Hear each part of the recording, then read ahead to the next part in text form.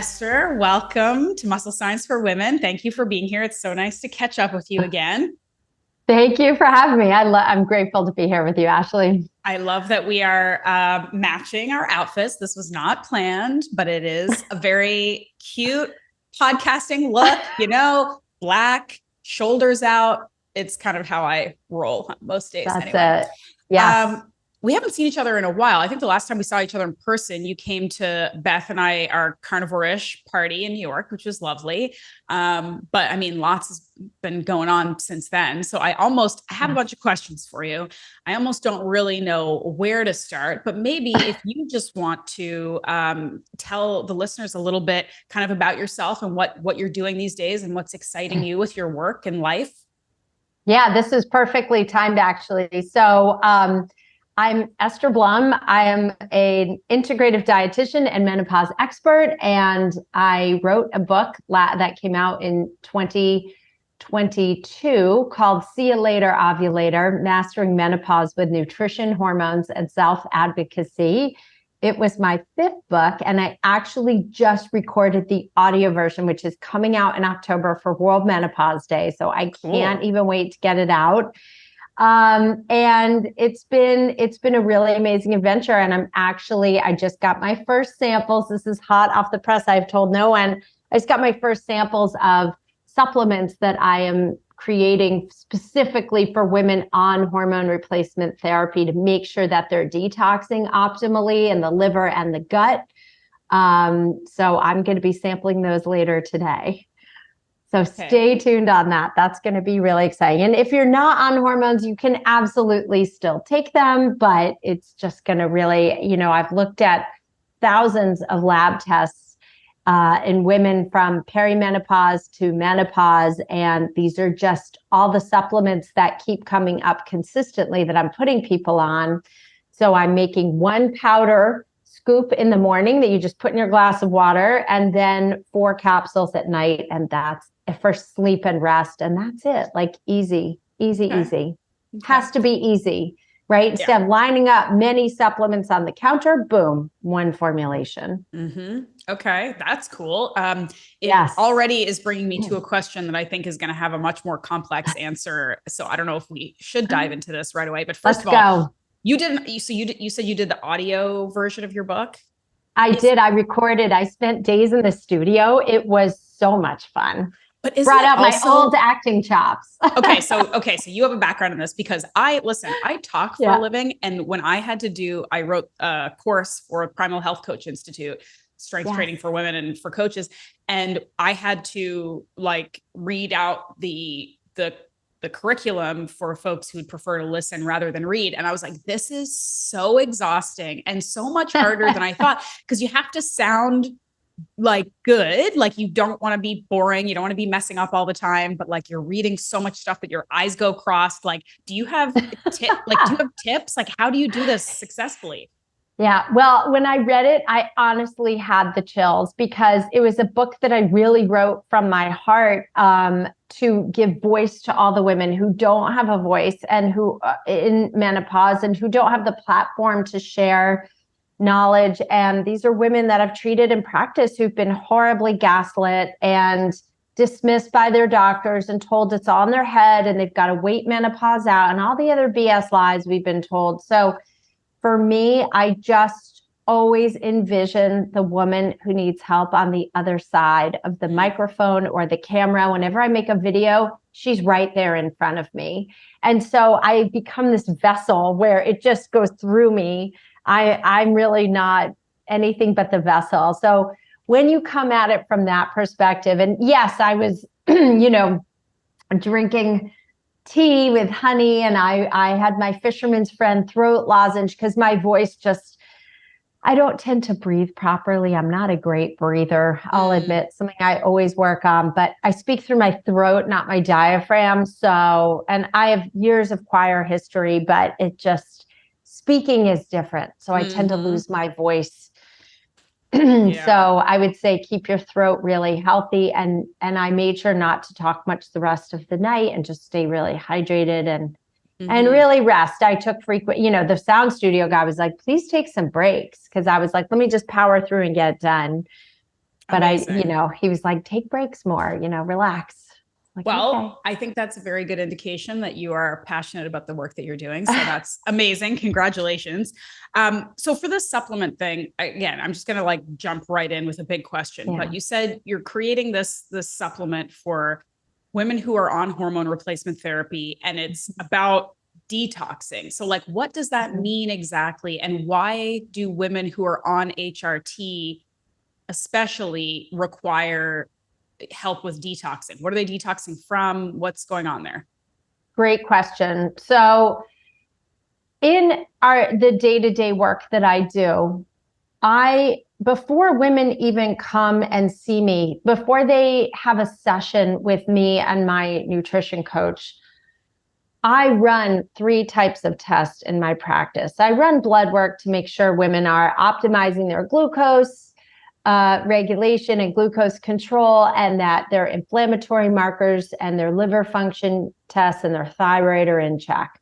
But after that, I run 2 tests. One is the Dutch test, the Dutch Complete, and one is a GI map. The Dutch stands for dried urine test for comprehensive hormones. So I'm looking at your hormone metabolites after they've gone through your liver. And some people don't detox hormones through the liver. So they are estrogen dominant or relatively estrogen dominant. If their progesterone's low, they may not have a true estrogen dominance. And then they're symptomatic. They're getting breast tenderness, irritability, bloating or puffiness, the inability to lose weight, or feeling like meno rage, right? Because our estrogen in perimenopause, our estrogen levels spike to 3 times the baseline on any given day. We have these peaks and valleys. Your ovaries are in there, I call it like the fireworks finale. Like they're trying to eke out as many hormones as they can before the party winds down. And your body's production of hormones switches over from your ovaries to your adrenals. So in the process, I have to make sure your hormones are moving through, because if they are not, and yes, ladies, you can even be estrogen dominant in menopause. I see it on tests every day. If you are not moving those hormones through, if you start taking hormones or administering them, if you're taking them orally, using them transdermally via a patch or bi-est cream, you need to make sure they are moving through your liver. They're not supposed to be a stagnant pond. They're supposed to be a gently moving stream. Otherwise, you're going to feel awful. You're going to have those same PMS symptoms you had before you went into menopause. So they need to move through. And so that is why I also do the GI map, which is a stool test. And again, you need to detox estrogen, not only in your liver, but in your gut. So if someone comes to me constipated and they're only pooping 1 to 3 times a week, I'm like, we can't even consider starting you on hormones until you're excreting those hormones, because you don't want them to build up in your system. Now, menopausal hormone replacement is about 1/5 of the dose of the pill. It's like a microdose. So you're not going to be accumulating hormones the way you would if you're on the pill or a hormonally based IUD. But you still want to make sure that what comes into your body is eliminated via your urine, the stool, that you're pooping it out every day.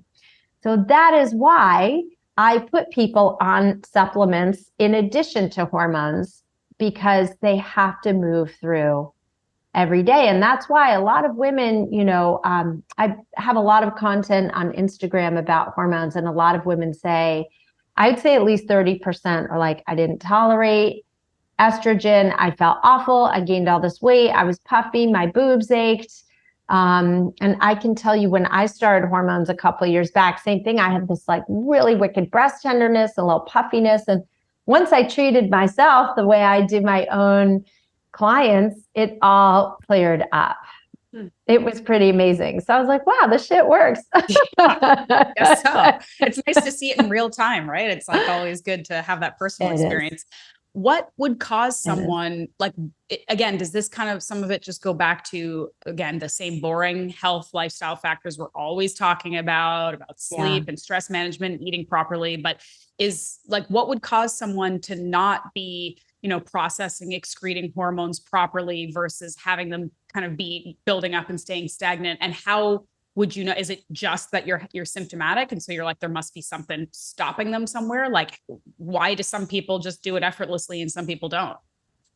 So about 32% of women in menopause develop non-alcoholic fatty liver disease, which can give you a very stuck and stagnant liver, right? Thank you. Because when our hormones decline, we tend to produce more cholesterol. Like, a lot of women have very high cholesterol. And again, cholesterol, I'm not saying it causes heart disease, but if you're not breaking it down properly, it can get really stuck and stagnant. And with a loss of estrogen can come a fatty liver. That is why early intervention is key, that I recommend women get on hormones in perimenopause as soon as they're candidates to offset all of these bumps in the road. Stress, excess alcohol for years and years and years, of course, that, and, really imbalanced diet, that too high in carbs and sugars and corn syrup, of course, and trans fats, that can also contribute to a fatty liver. So that can gunk up the works. But also environmentally, look at the environment we're in. We have a lot of toxins in our food. If you're not eating organic, you're exposing yourself to a tremendous amount of pesticides. If you are eating out of plastic containers versus storing your food in glass containers, especially if you're heating those containers, those PFOAs, these are plastic compounds that can leach into our foods, and pesticides, all of those can displace hormones at the cellular level and really clog up our estrogen receptors and our hormone receptors. And we have estrogen receptors all over the body. It's not just in the uterus and ovaries. We have receptors on every cell. So you want to make sure that your receptor sites are also clean. And I get a lot of questions from women who are like, I don't understand. My grandparents didn't, my grandmother didn't take hormones. My mother didn't take hormones. Like, this is not natural. Our ancestors never needed hormones. Our ancestors are also not living in the life we're living now, with unbelievable amounts of stress, fantastically symptomatic perimenopause symptoms, and, the foods and the chemicals that we're eating. I mean, I hear from clients again and again, like, I traveled to Europe, I ate everything, I drank wine, and I still lost weight. And like, yes, you could say, oh, your stress was lower and maybe you got more steps in, but I am telling you, it is. I even heard like these bros at the gym talking about, they're like, I went to another country and I lost 10 pounds without even changing what I eat. And it's like, the food is different. My clients here don't tolerate gluten. They go overseas. They have no problem tolerating gluten. They will have loose stools, bloating, and gas here. And overseas have completely solid stools. So you tell me there's not stuff in our food in the US of A. I mean, it's just a given. So that is why we're not detoxing well. And then, I mean, one of the arguments too about like, oh, our grandparents didn't, need this stuff. Like, some of it is, it wasn't available. I mean, to a certain extent, maybe our ancestors could have benefited from some of these things, and there wasn't the conversation or the culture, the environment to actually help women who are suffering. I mean, this is still a problem we're dealing with, where doctors don't listen. Women are taught that you're imagining things or being dramatic, or this is just what you get because you are a woman. So it's like that argument doesn't fly on multiple levels. But anyway. That's right. It doesn't. And, it's like, shame on you, doctors, because I'm a freaking dietitian. Why am I giving your patients more knowledge than they got in your practice? Why are they learning more from Instagram and YouTube and Substack subscriptions than they are from a medically trained doctor? And I always hear, people say, oh, my doctor said they're too busy. They don't have the time. When do you think I worked and wrote my books? I wrote them on the weekends after treating people full time in a practice. And I have a family. And at the time, my mother was alive, but not doing well. I was helping her and raising a teenage son. Don't tell me you don't have the time, because you do. You can read 2 studies a day. don't tell me you don't have the time to like, how do you look women in the eye who are sitting in front of you crying, saying, I'm having painful sex. I don't even want to have sex. I don't feel like myself. I've gained weight. I'm not sleeping. I'm depressed. I'm anxious. How do you look at someone, a human being, and dismiss her like that and say, well, you're in menopause. Good luck with that. I mean, my GYN never even mentioned perimenopause or menopause to me. And I had been to functional doctors for years too. Like I remember years where I had horrible palpitations and jackhammering heart. And she said, go see a cardiologist. And then I looked back, once I got on hormones, all that stopped. So I'm like, dude, how, like people miss stuff. I ended up just running my own test and treating myself. I was like, because it's crazy. So that's certainly how I started treating. Yeah. I mean, I was in my late 20s when I started treating menopausal mamas. What the hell do you think I knew about menopause? I didn't. I had to learn because I had people showing up, putting their trust in me, paying me money. And I was like, I've got to help these ladies. And I did. And I went and researched and studied and got better at it over the years. So,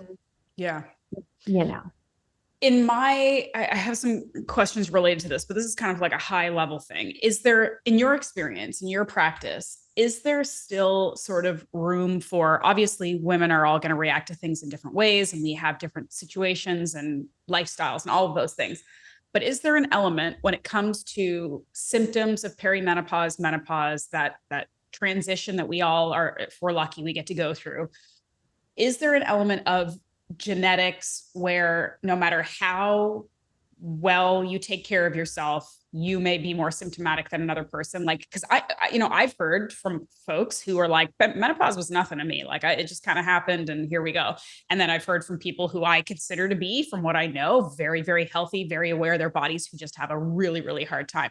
So is there, maybe this is a depressing question, but I just want people to know too, because sometimes, again, we tend to like blame ourselves. Oh, I must be doing something wrong. Sometimes you just are a more symptomatic person. Is that right? So genetics are the gun, but environment pulls the trigger. Right. So yes, there are women who've had, I mean, my mom had a hysterectomy. She had giant fibroids. I've got a couple teeny tiny fibroids and some cysts that have ruptured, which has been a beast. But, I don't have she had surgical menopause in her late 40s. I don't have that at all. But also, it's not, some women also have the BRCA gene. It doesn't, and their moms had, breast cancer. It doesn't mean that their genes are going to express themselves and be fully realized for cancer. We also want to look at trauma. Okay. Trauma has such a tremendous amount of impact on a woman's menopausal symptoms. Women of color are known to have, the research shows, there is even worse menopausal symptoms due to trauma and abuse and cycles. But we all know, trauma is 7 generations up. It's 7 generations above us and 7 generations below us. So with trauma, our task is to heal from that so we can break the cycles, because that impacts cortisol curves. And I've seen people with horrible cortisol curves going into menopause, but I've also seen women who've healed their trauma who have normal cortisol curves. So it's really our task, our reckoning midlife, to really heal from trauma. And we do really interesting therapies in my practice. We do, my coach does, oh my gosh, it's NLP, like some neuro-linguistic programming and hypnosis. We send people to practitioners to get support with microdosing and therapy. So we really support women and give them the tools to heal. And of course, diet, lifestyle, strength training, walking, stress management, and sleep, all of those. That's where you can really override your menopause experience, like cutting back or eliminating booze, being mindful of caffeine. all of those things are really imperative. And to me, like the 50s is the best yet. It's when women, the 40s is really kind of the reckoning, and the 50s is the ultimate rise to power. If you choose it to be, if you are brave enough to do the work on yourself that you need to rise, you will rise. And just, you will give menopause such a badass, fierce name, You really, that kind of really gave will. me goosebumps. That's kind of cool. Yeah. Yeah. I mean, I will tell you, full disclosure, I lost my mom 5 months ago. And wow, what an excruciatingly painful, but also absolutely beautiful time to really go. I'm like, now I can really heal from just so many things. And the mother-daughter relationship is so fantastically complicated. And we're at the age where we are either caring for sick parents or they're passing. And so it's a really amazing time. I'm like, take this time to heal, take this time to go deep in yourself and work on what you really need to work on. Because if you do, like, you still have so many good years left. It's like, go, you can either live them to the highest or stay stuck where you're at. Of course, I'm going to choose the former. True. I'm sorry to hear that. Yeah. Very soon. I mean, and I can say this because my mother doesn't listen to this podcast, but I have a similar, like, well, I would love for her to do some things that I think could really improve her quality of life that are like personal, trauma, problem solving things. And I get the sense that she's sort of like, yeah, I've made it this long. I'm pretty comfortable with the like dysfunction that I'm in. And it makes me so sad because I'm like, you could be around for like a lot longer. Do you want to be happier or no? And I just feel like so, and I don't know if it's like a generational thing, if it's a woman thing. I'm sure everybody can know somebody who is in this situation where it's like they're so familiar with, even if it's a really negative mind space or way of looking at life or whatever, that like the idea of trying to break out of it and be happier or be more productive or whatever, they're just like, I don't even want to, even if I know something good could be on the other side. Well, and also our mothers were not given the tools and the permission to speak out. It was either shameful or you just didn't talk about. Like my mother's mother had some pretty wicked bipolar disorder. She used to get shock treatments. She was in and out of hospitals, psych wards. Her medication was regulated and off her whole life. It was constant swings. And so, and my mother just never, she mentioned it like once or twice my whole life. Never went there. I would ask her about her childhood. I would ask her what her experiences was like. And my mom just wouldn't talk about it. It was just like, nope, I'm just gonna, and so I think it's, she didn't want to, or they weren't given words like trauma. They weren't given words like anxiety or mental health. That wasn't even a tool provided. So I think when you do provide it, listen, we all have neuroplasticity and we all can change. You can go therapy at any age. The learning and self-exploration never stops. But I think for a lot of people, they do feel it's too late or it's not worth it, or they just can't muster up the energy to do it. They just don't want to. They're like, it hurts. Why would I do that? Yeah. It's painful. Yeah. This could go down a really interesting like therapy rabbit hole, but I do want to try to stay a little bit on track here. I mean, this is all related, of course, but of course. Okay. So going back to sort of the original thread of sometimes, having sort of the genetics, it's the gun and then your behaviors kind of pull the trigger. I get a ton of questions from women in their 40s, usually 40s-ish, kind of asking like, is it actually harder, or is this sort of a myth excuse we've built for ourselves? Is it actually harder to maintain or build muscle mass and strength in perimenopause? Like, is that a fact of that time of life that things become harder, or is it just, you just need to know what to do with the sort of fluctuations and stuff like that? That will depend on your hormone status, your protein intake, your stress, your cortisol. your insulin management, all those pieces. Is it harder? I can't say definitively if it's harder because if you have those pieces in place, you can. There's research that shows people in their 90s who are lifting weights. And I'm not talking heavy weights, but we have the capacity to build muscle at every age. So I find, yes, the cortisol piece and the fluctuating hormones are the biggest challenge women face. And also, we forget as women, or we just aren't even educated to the fact that testosterone is the predominant hormone in a woman's body until she goes through menopause. And so doctors, I always get asked by women, what do you think of, there's all of these hormone replenishment memberships that you can buy online, right? Don't ask me to name the names, but there's different companies where you pay a monthly membership, and there are doctors who will have a consultation with you, send you hormones over the mail, and look at like blood tests, which aren't the best, most accurate ways to read hormones, which is why I test urine metabolites. Urine and saliva are by far the best.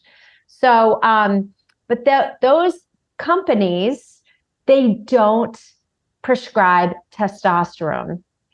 So that's something you should know, because testosterone is not, at least in the US, I don't know how it is in Canada, but in the US, it's not FDA approved for women. It's considered an off-label use. So as long as your doctor deems you a candidate, he or she can prescribe it. Your doctor, your nurse practitioner, your naturopathic doctor can prescribe. But those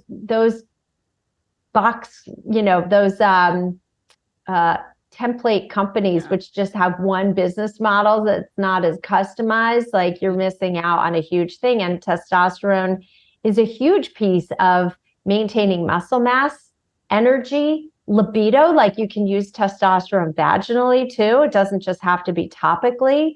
But also women don't realize that testosterone is essential for cognitive function. It's not just estrogen that prevents loss of gray matter in the brain, which is huge, by the way. I mean, we could empty out memory care units if we properly administered hormones to women in late perimenopause and beyond. But testosterone and progesterone also contribute to processing, learning, cognition, memory, mood, right? All these things. And we are not giving women testosterone. And I'm like, this is bonkers. It's absolutely bonkers. It's so classic, like the sort of blind spots around women's health that people just assume, even people who work in this industry, they're like, women, testosterone, they don't really connect. Like they don't need that. We need to worry about estrogen for women. Like testosterone, don't worry about it. It's not a part of it. That's right. Because if you use testosterone, you're just going to bulk up and look like the Hulk. Ladies, you should know, unless you're eating as many calories as Michael Phelps. Or The Rock or something. Yeah. Or The Rock, and lifting crazy heavy. Like there's no way on 12 to 1500 calories a day, you're bulking up. It's just not even physically possible, number one. Number two, remember, with hormones, you're given a microdose. And bioidentical hormones are really the gold standard. I do not recommend pellets for this reason, because pellets jack up your hormone levels to 4 to 5 times the normal level they should be for a postmenopausal woman. When you're replenishing hormones, we don't need you ovulating. We don't need the robust progesterone that you had in your 20s, 30s, and maybe even your 40s. We need enough to offset the risk of bone loss, preserve cognitive function, and offset the risk of cardiovascular disease, and preserve muscle. That's it. And that actually is a gentle low dose. You don't need hormone pellets, even if they're bioidentical. Understand, once they're inserted in your tush muscle, right, in your glutes, or wherever else they're inserted, you have zero control over the release and the amount that goes into your system at once. And it can take 4 to 6 months to flush out of your system. Whereas with bioidentical hormones, if you're using a cream or a patch, You can cut the patch in half or in quarters. Right. You can use less cream. You can use more cream. Or a troche, you can cut it in quarters. You can adjust the dose day to day. You can titrate up or down. So, and a lot of my people do this. They will tinker a little bit. And again, you should work with your practitioner, your prescriber on this. But the point is, once you're going in with pellets, you are really totally, it's an out of control hostage situation with your body. And a lot of my women lose control where they're gaining 10 pounds in a very short period of time. They have total meno rage, or they're so freaking horny that their husbands or partners are like, what is wrong with you? This is insane. So we want to make sure that we're go slow, go easy, and just be really gentle with yourself. Yeah. I wonder too, and again, as someone who, this is why I'm having you on the podcast, because I'm not an expert in these things. I've done some research, and, for myself, as much as anyone else, I'm in my late 30s. This is stuff that I'm going to have to be reckoning with at some point. But I really wonder how much because so many, my clients personally, and women who come to me who are talking about how hard it is to build muscle or maintain muscle, or how they just, are unhappy with how they look and all the stuff in their 40s. How much of it too is also sort of cultural, and the kind of language and beliefs we have around aging, where we expect, for some reason, because I guess the media shows us or tells us that we should look, feel, and perform the same way at 48 as we do at 21. And again, I am not the person to say accept that you're slowly dying and just feel brittle and tired all the time. Obviously not. I think you can be strong and beautiful and feel good and have a great body composition forever, right? If you understand and you do the right things. But I think, I don't know, I just feel I'm getting older. I have a kid. I'm realizing that my body is changing, and that maybe in some ways I have to either work harder, or I've just literally changed my priorities to the point where some things that mattered more matter less to me. And I kind of am just trying to do my best to accept these things. There's a difference between settling and accepting the change and evolution of your body and your brain and your goals and your needs. Right. And I just wonder if some of it is this, lifestyle factor, learning about your body, hormone replacement therapy. And some of it is we are fighting against something that is inevitable to a degree. And you're wasting so much time and energy and creating so much negativity in your life around something that is just, it's just you still being alive and things being a little different how they used to, That's absolutely right. And, there is a natural softening that comes with age. I think it's the most beautiful thing to soften and have lines in your face. And we've got some gray hairs. And yes, it is. And again, we have to respect and honor where our hearts are in this process, and who we show up as in the world. And the priority is obviously still on self-care, but it's also being gentler and kinder, and say, especially if you've had a baby. I don't know about you, Ashleigh, but I just have skin that is always loose. It's never gone back. No matter how many Pilates classes I take or how much weight I'm using. And that's okay. I call it my suit of armor.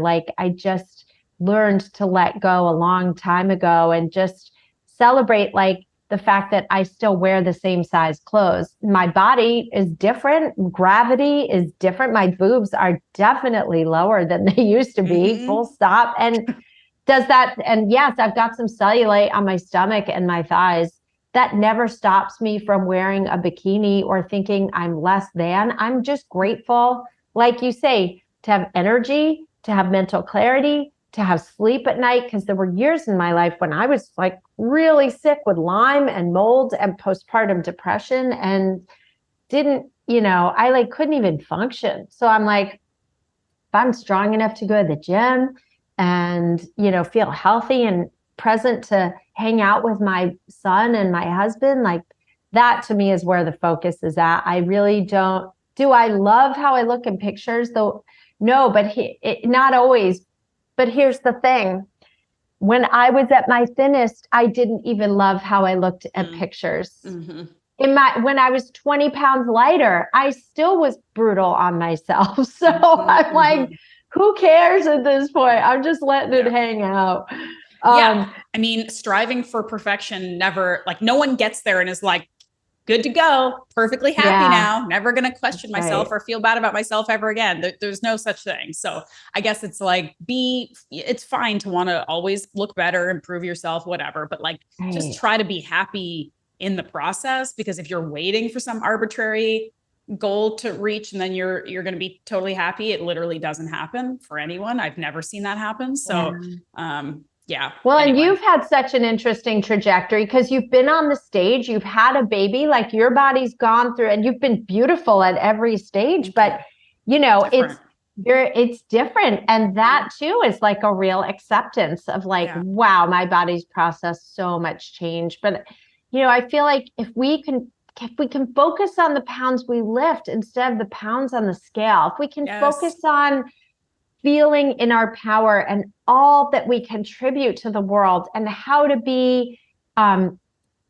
give back, how to contribute, how to be of value, of service, then you stop focusing on the other pieces. When you're like, how can I give back? How can I change the lives? Like, to me, when I get up in the morning, I really focus on, I meditate every morning and every night. And I'm like, how am I going to change the lives? How am I going to touch the lives of 1 million women? How am I going to do that?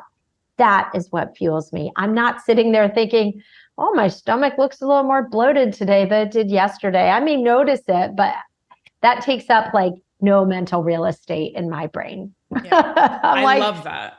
Am I wearing the Spanx leggings today or my jeans? Sure. What am I doing? And then it's over. I mean, to your point, I really think that, and I love that you said that, because it's something I say all the time, teaching like competence and skills and things like that in tandem with whatever your weight loss goal is so important. Because, and again, I'm not the, foremost leader in confidence and not caring what other people think or not ever feeling bad about yourself. But I will say that from an early age, learning about like being capable and having skills and having this physical strength that I've always sought, all of those things, it really does create an intrinsic self-confidence whereby if your body changes, if you're not 21 anymore and you're not getting, the attention that you used to get or whatever, to your point, you can notice it and you can be like, oh yeah, things are a little different, but it doesn't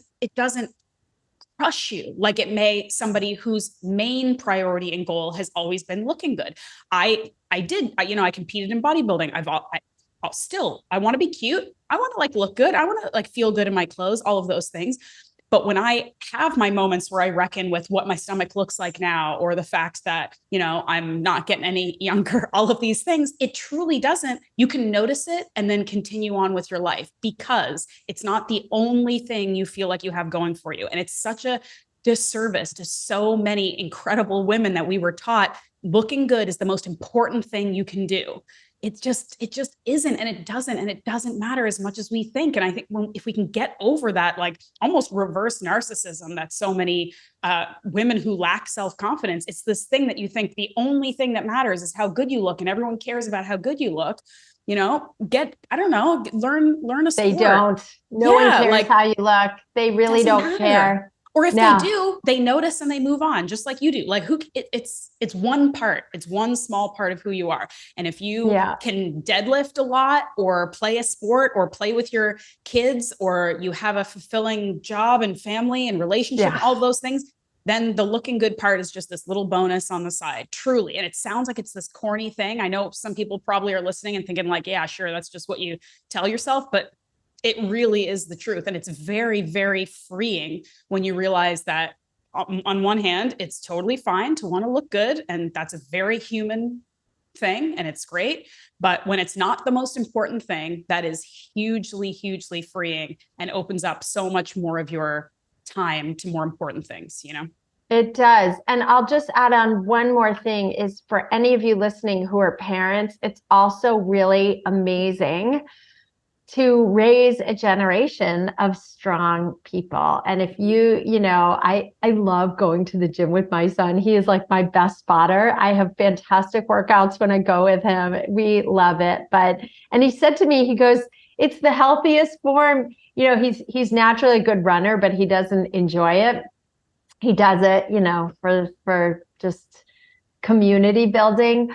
But his real love is weightlifting. And he's like, it's the best form of narcissism because it's also really healthy. I'm like, exactly.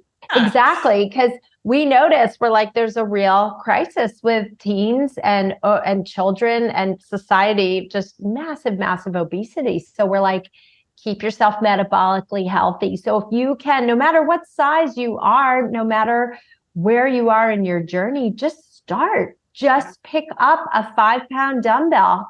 That can be heavy. People say, well, how much is heavy? Whatever's heavy for you. Mm-hmm. You may start with bands. You may start with Pilates and then work your way up. When I was like super sick with Lyme and I had no cortisol curve. I couldn't lift anything heavy or I would crash. So I started doing Pilates and lifting 3 and 4 pound weights. And those killed me in the beginning. That's all I could lift without crashing. Mm-hmm. So but I was just so happy to feel moving and strong and using my muscles and my body weight even. So start where you're at. It doesn't matter. Yeah. The only workouts you will regret are the ones you didn't do, but you will never regret. A shitty workout is far better than no workout at all. Right. I completely agree.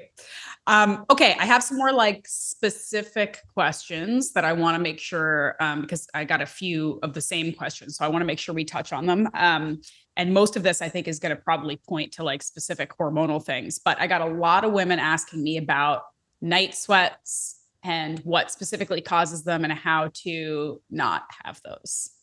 Yeah. So night sweats can really be triggered by environmental causes. Alcohol, booze, and sugar are real bona fide triggers for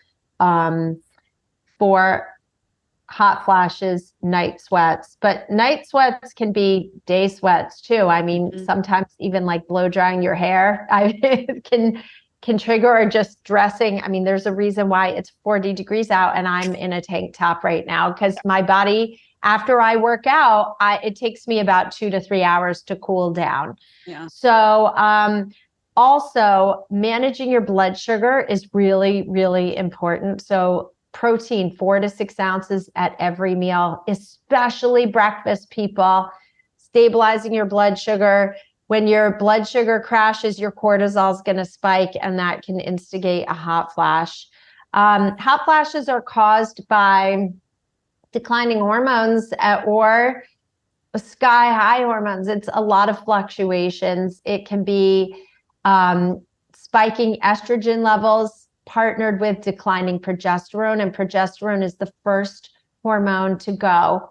It's usually the first hormone to decline in perimenopause. That's why we get more anxiety and more insomnia. And if you notice, the first 2 weeks of your period, you're superwoman, and the last 2 weeks, it's like Jekyll and Hyde, and you're just exhausted and irritable and anxiety. That's low progesterone. That's a classic symptom. Or you're having these crime scene periods and massive clotting. That's low progesterone. Progesterone is the kitten, and it keeps estrogen, which is the tiger, it keeps it totally in check. And so it helps make GABA, which is this very calming, peaceful neurotransmitter that helps quell anxiety and helps us sleep, and also helps offset those heavy, heavy periods. So are hot flashes just an estrogen deficiency? No, it's not. It's estrogen coupled with progesterone and testosterone, and getting the ratios properly aligned and in check is really the formula for quelling hot flashes. Often people think if they go on a hormone patch that's going to stop the hot flashes. It will help a lot, but you've also got to get the other hormones in. I always say hormones are a symphony. They're not a solo act. Mm-hmm. So you can't just give one and think that's going to do it, except in, again, perimenopause, you can cycle off and on progesterone, where you're on it the last 2 weeks of your period. You take it the last 2 weeks of your cycle, you take it until you get your period, and then you go off. So that's the only exception. Or DHEA, some women start having low DHEA in perimenopause, and that's a simple supplement you can take. It's pretty gentle at low doses. Right. This is actually more of a reproductive age question, but it's something that came up for me when we were talking about night sweats. Is it possible for, like, obviously pregnancy and birth and postpartum is a massive hormonal circus. There's a lot going on. Yeah. And is it possible for that experience to kind of like permanently reset you a little differently? Like, I remember talking to some people who had PCOS who said that like giving birth actually like helped them sort of like reset their hormonal structure in a beneficial way. But I know for myself personally, like I tended to be, and I'm somebody who has like good iron levels and eats a lot of meat. Obviously, that's kind of my thing. But I was still one of those like classic girls who's like cold all the time. And like my hands and feet were always cold. And when I got pregnant, and of course I was very heavily pregnant in the summer. Like I was very hot. I was having like this, I was very sweaty all the time. It was very hot. And I have found since having my son, my hormones, I believe are quite regular, and my cycles are regular and all that. But I feel like I've been like reset a little bit where I don't get cold. I don't have cold hands and feet the way that I used to. And I wonder if that's connected. Is that something that can happen?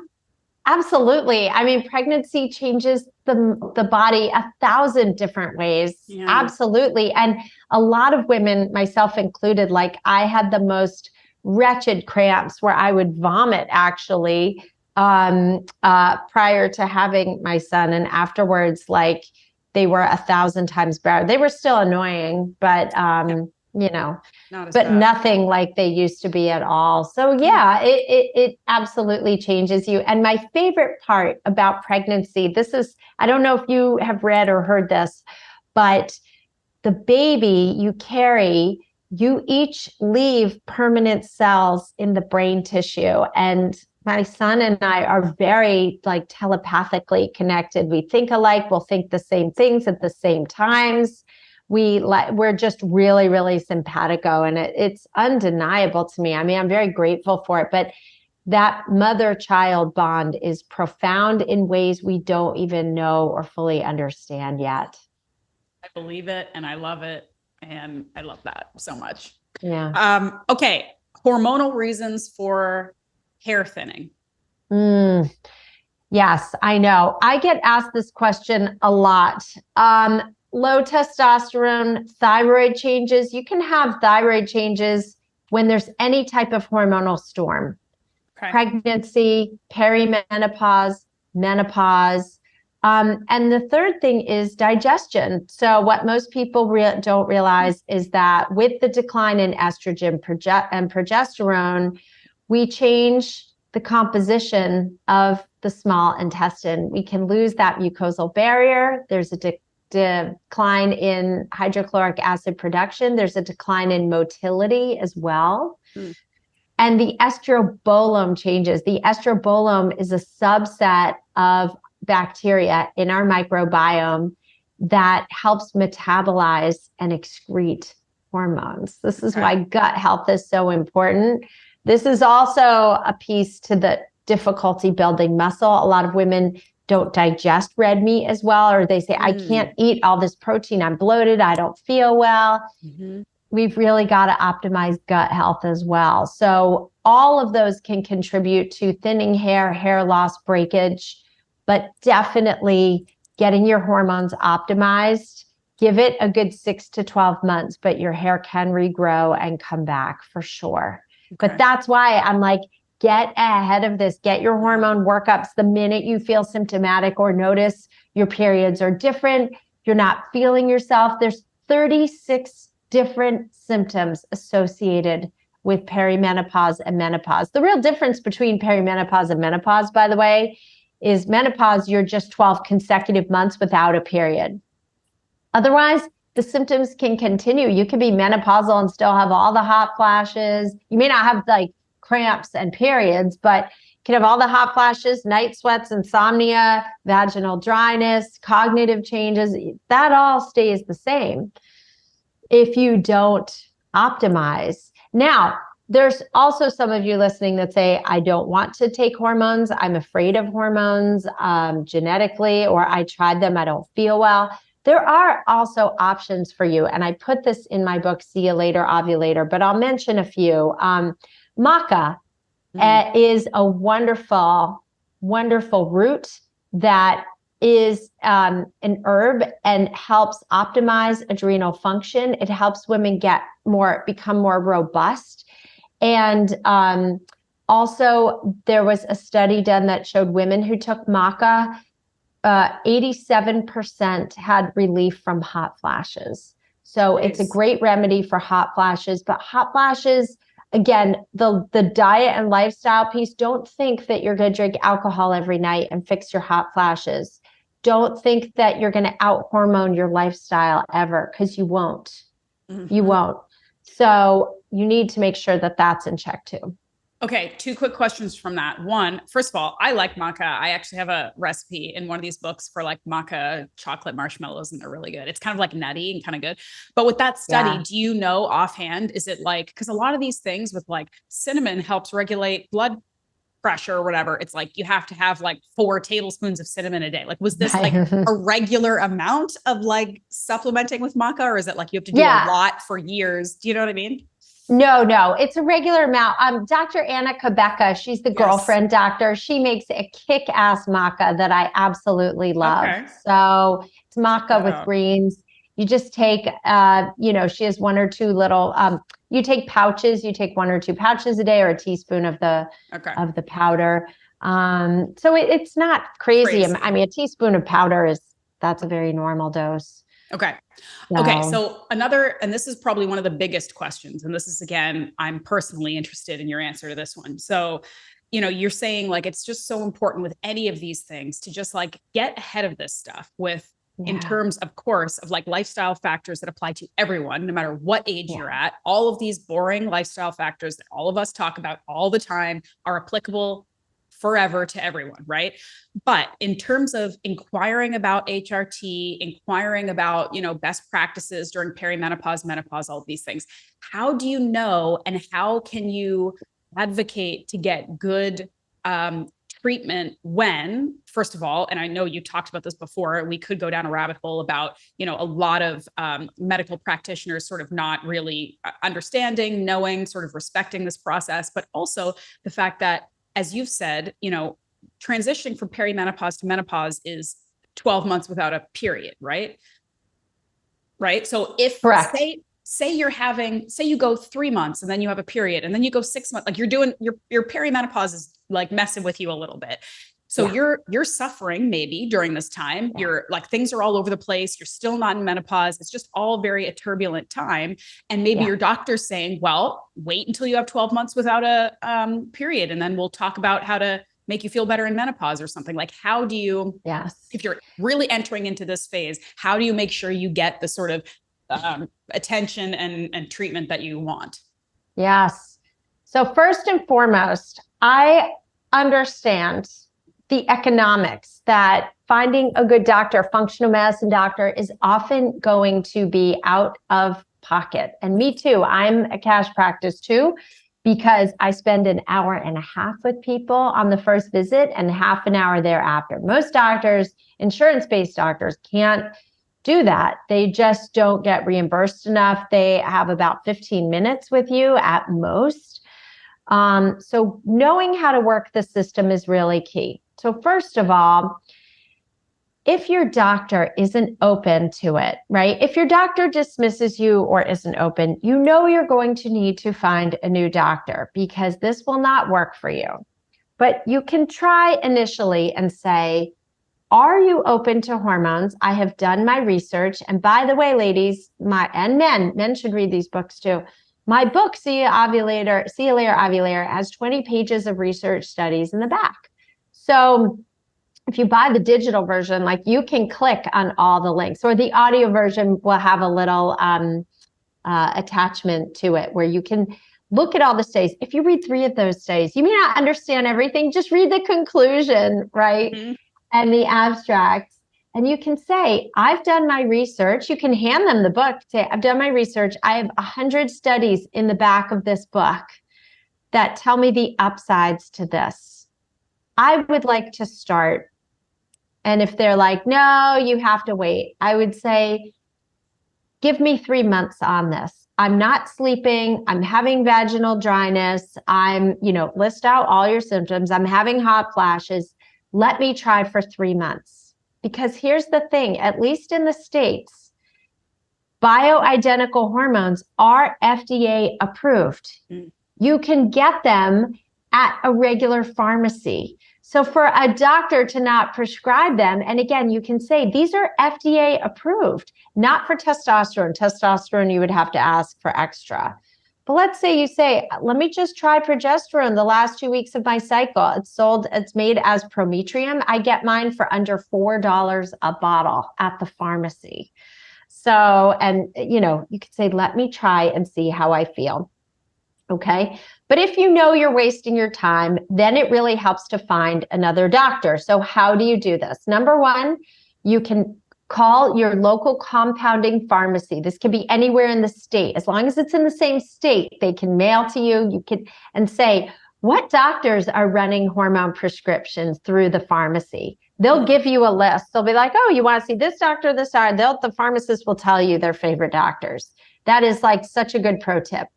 Or if that doesn't work, you can go to ifm.org. This is the Institute for Functional Medicine.org.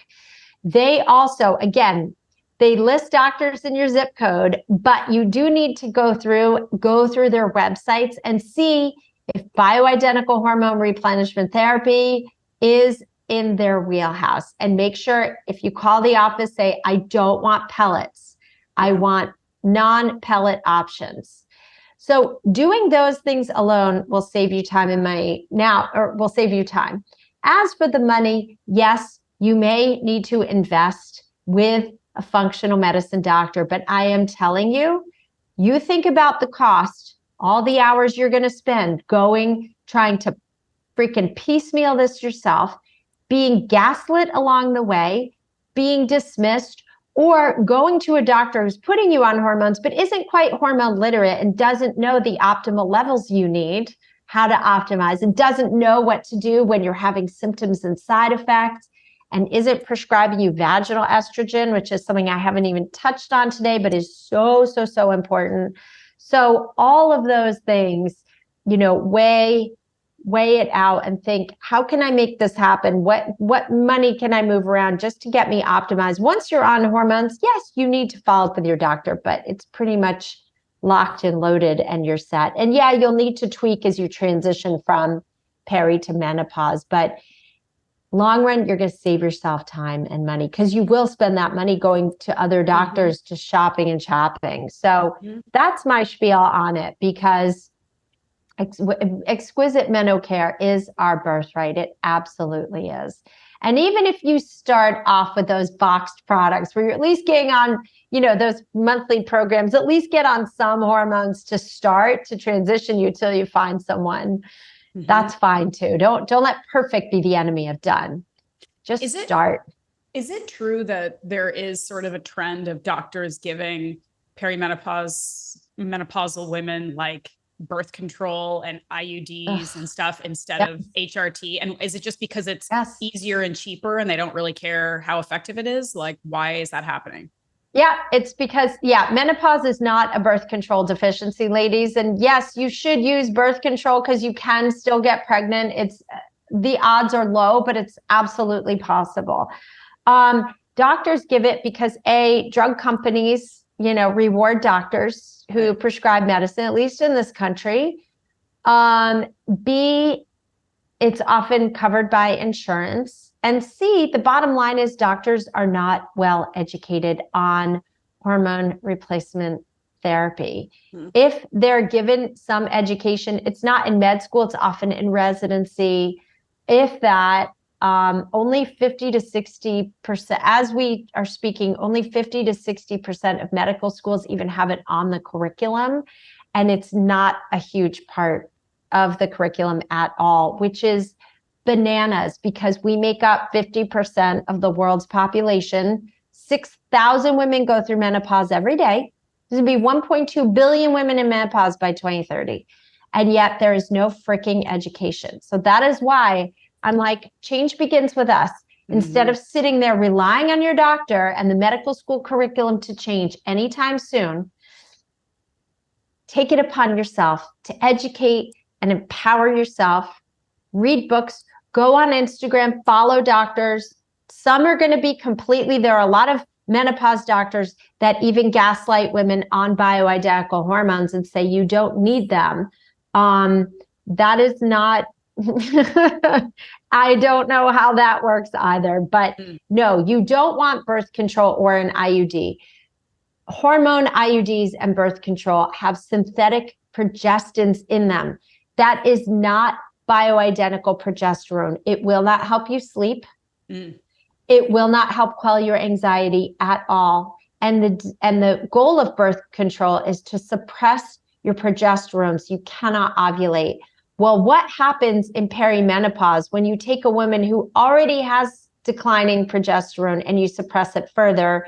You're going to ruin her mental health, and you're going to ruin her sleep and make her feel absolute garbage. So what happens is, if you are on birth control and you're thinking, well, what am I supposed to do? Do I just yank this out?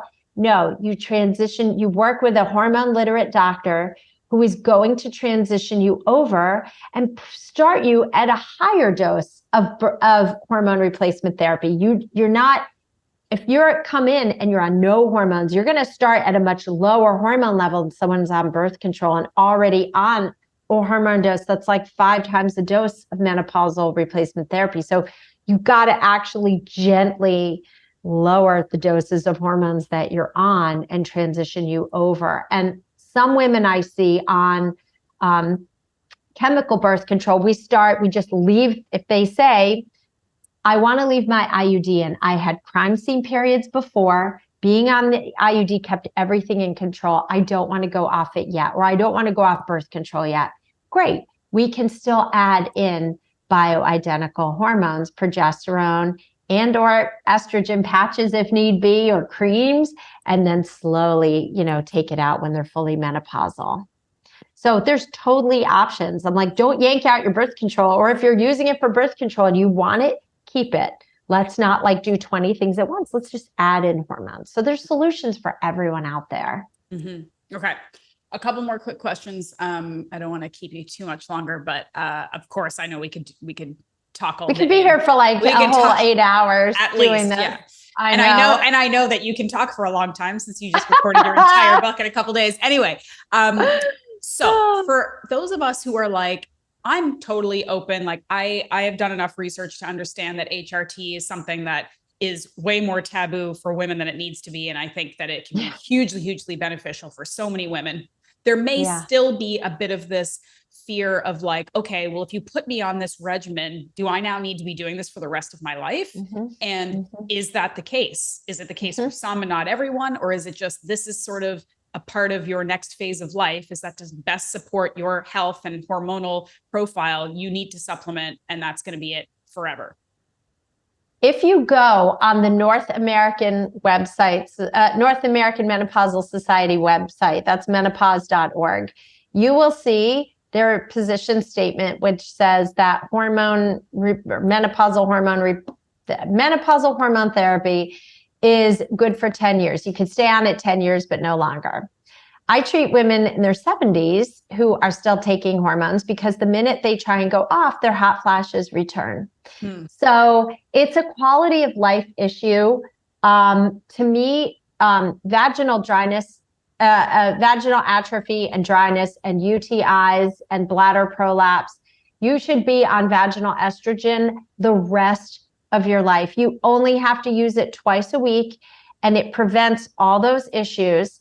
Again, imagine your mother, your grandmother in the nursing home in diapers getting UTIs all the time. That is preventable when you put just a dab of vaginal estrogen on the urethra, and it also prevents clitoral atrophy too, because women in menopause often say they can't have orgasms, they have a weak pelvic floor, or they just need so much more stimulation. So vaginal estrogen is for life. I do believe whether or not you want to stay on, I mean, the benefits are tremendous. If you look at even the research on bone density, right? So we know fractures and falls and bone breaks are the largest cause of mortality for women above the age of 65. We also know that all the calcium and vitamin D and magnesium and boron and zinc and all the trace minerals and vitamin K1 and K2, even taking all of those, if you don't have a baseline of estrogen in your system, your bone density outcomes are going to be far worse. So if you have a history of fractures or falls, if you have a history of heart disease, if you are getting that middle section abdominal fat, or that menopause, as I like to call it, if you have risk of Alzheimer's, usually most of us fit in at least one of those three buckets, right? Hormones long-term, I believe more and more research will come out to say it's safe. I think plenty of women in practice, that I've seen have been using them long-term and are healthy. There's another great book you can read that will give you, I think, a lot of peace of mind over this. It's called Estrogen Matters. It's by Dr. Avram Blooming, and it is incredible. And to hear it from a physician, this man is a pioneer and a renegade, and to hear just the absolute importance of hormones in our lives is really something. And, men use long-term testosterone therapy. No one blinks. Women have been put on birth control pills for 30 to 40 years. No one even blinks. But everyone's terrified of hormone replenishment, which is gentle, safe, microdose. So something for us to all think about, for sure. Yeah, and it's like a reframing. It's a good point. It's a reframing, and be like, all right, what's my quality of life? I could tell you I'm never going off. It's gonna be the rest of my life, because I want. Oh, and by the way, ladies, if you don't like wrinkles, right? Low estrogen also causes a lot of wrinkles. That's why you see women go into menopause and you do notice significant changes in skin, hair, and nails. So that's your beauty supplement too. You had me at clitoral atrophy. Right? Hello. Yeah. Okay. So if people are listening and they're like, okay, I'm loving everything you're saying. This is like, I'm interested in this. I'm digging it, whatever.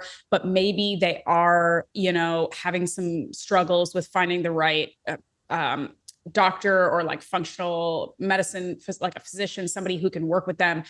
If they were to work with you or someone like you, how can you support or assist in that process? Like you can order labs and read labs and stuff for them. Like you can do that kind of stuff, but like, how is there a way that you could like work with a doctor or help them find one, or how does that work? How does that? Yeah. Yes. I am constantly building a beautiful network of doctors that I refer my private clients to. Absolutely. Okay. And often I will call and liaise with those doctors, send them my clients' lab tests, and their nutrition prescription. So what I can do in practice is I can run the tests. I can even get a mobile phlebotomist to your house. This is if you're in the United States. Out of the country, it's more challenging. And then I can prescribe diet, and I prescribe supplements. And then I will partner you with a physician to help you with your hormone health. And so it's a real team approach. And also, of course, if someone needs other resources for mental health, trauma therapy, or practitioners, I always help support and find, because we all need a team. We all need an entourage of health practitioners, and it takes a village. I can't, I'm not licensed to prescribe hormones, but I can connect you with someone who is. And I mean, that sort of goes to like everything in life. Maybe one of the issues we have with our medical care system too, is that we still are working under the assumption that a doctor should know everything and help with everything. And we know that our medical system has deep flaws, and that's not the case. It's like the same as expecting your partner, your husband or your wife to like be every single thing to you. Like that's not how human beings work. So to your point, yes, we all can benefit from a team, a team that's going to help in every area that we need help in. Are you taking clients actively right now? I am taking clients actively and really working on, I still have one-to-ones, but I'm really working on building really solid group coaching so people can see me at a lower price point and also still get all the testing and the supplement recommendations and still have access to that. And then I'm also building DIY online programs as well, again, for an even lower price point, and guides, essential guides on hormones. So I'm really excited. I'm building out a lot of content and restructuring the practice to be able to serve more people and still give them absolutely excellent care that's in integrity with, what I want people, the way I want humans to be supported in practice. That's awesome. Yeah, it's exciting. You've got a lot coming. Yeah. So for people who are listening and are like, okay, I want all of this. I want the books. I want all of it. Where can they best sort of connect with you and learn about all the stuff that you're doing? Yes. So please come get my happy hormone cocktail. Please go to estherblum.com/cocktail. You will also receive my weekly love letters and be part of my badass community of women, which is ever growing. And then follow me on Instagram at Gorgeous Esther. And that's where you're going to get my videos, my content. So between my newsletter list, I often will write content that is not on my Instagram account. So the two will really work together to just give you just as many resources as I can humanly do every week. Yeah. Awesome. Yeah. You've got a lot. You're doing a lot on a day-to-day basis. Lot, which I love, but that's the goal, right? Where I'm not focusing on, my abdominal cellulite and I'm freaking serving in service of others. So too busy changing lives to worry about that. I'm working on it. I'm working on it. Yeah. Well, Gorgeous Esther, thank you so much as always. I mean, I love the work that you do because it's so like, even from this 1 hour-ish podcast, you have given us a lot of like really tangible stuff. I mean, there's book resources, there's people that we can go like learn more from. You've given us really, really tangible action points. And it's also like positive, right? There's so much just fear mongering around women's health. And so to have resources like you that are really just transparent and open and positive and like showing what it can be like through lived experience, I think is really helpful to those of us who are looking to you for information and to like feel a little bit better. So thank you for doing what you do. Well, thank you. Yeah. You got to make menopause your bitch, lady, not the other way, ladies, not the other way around. So that's the perfect place to end, I think. And you should know too, ladies, if you haven't gotten Ashleigh's cookbooks, I have both. I make the recipes. My favorite is your liver mousse. Like we just love that. I mean, liver, butter, onions, cream. What's not to like? I will tell you, I use like cognac instead of the tequila and it is fire. I mean, I've played a lot with your recipes, but people get her books if you haven't already, because they're delicious. The recipes are truly delicious. I appreciate that. Thank you. So, all right, let's do it again sometime soon, shall we? Please, please, please. Thank you. All right. Thanks, Esther.